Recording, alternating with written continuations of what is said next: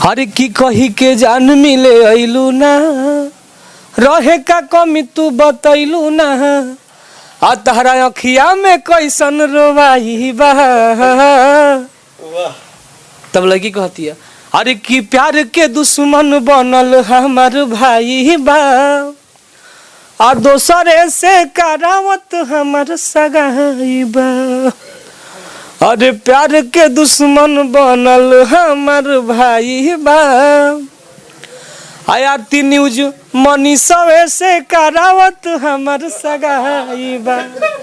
Love you. आप लोग आरती news और गंगा न्यूज को आप लोग देखिए और इतना आशीर्वाद दीजिए कि ये भी ज्यादा इन लोगों को सब्सक्राइब करो चैनल को और घंटी दबाइए और पूरा वॉच टाइम कर लो, कम से कम फुल देख लो वीडियो।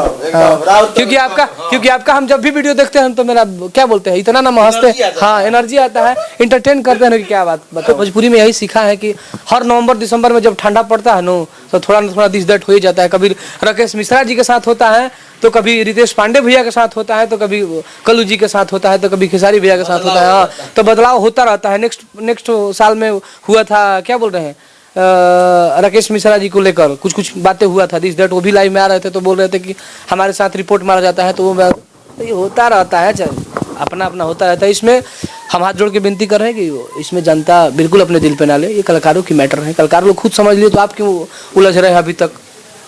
हाँ, आप लोग सुनिए, जिसको आप पसंद करते हैं उसका ज्यादा गाना सुनिए। हर की राइटर बेआसन के जोगाड़ भइल बाड़े सो, हर की जड़ा में बेआसन के जोगाड़ भइल बाड़े सो, असमरवा गौतमवा दोनों सार भइल बाड़े सो, आ टुनटुन जादो के बहिन देवेला तैयार भइल बाड़े सो, आ दुई एगो मगहिया हितवा सार भइल बाड़े सो। मगहिया जवान पे आप गाना गाते हैं, मतलब गाना गाने के क्या कारण है? कारण इसलिए है कि यार उन लोगों ने तो बहुत बड़े दिग्गजों, पावर स्टार, दबंग स्टार, जुगली स्टार, कितने लोग सारे स्टारों को कुछ ना कुछ बोल देते थे, हमें भी लोग लपेट दिया। तो हम ऐसे कलाकार हैं कि हम थोड़ा लगा के छोड़ते हैं। हाँ, तो हमें कुछ लगा तो हमने भी दे दिया। हमारी जनता हमसे खोज रही थी कि इनको एक बार ठेकाइए, हम ठेका दिए। हाँ, ठेका दिए हैं। हाँ, पूरा चढ़ाए नहीं है, मतलब थोड़ा सा ठेका के साइड में गिराने चाह रहे हैं। संभल जीवन तो बताते रही। हाँ, धारा प्रवाह से आवत रही। हाँ, और कौन गाना आवता रहा? बहुत सारा गाना आ रहा है। होली का कम से कम 15-20 गाना आएगा।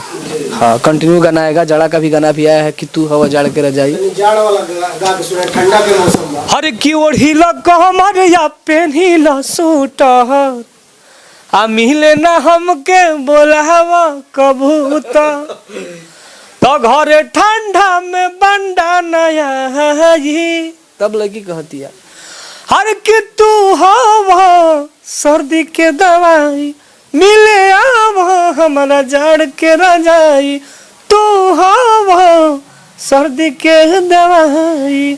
तो इस गाना को आप लोग सुनिए, टुनटुन यादव ऑफिशियल चैनल से आया है और ढेर सारा प्यार आशीर्वाद दीजिए।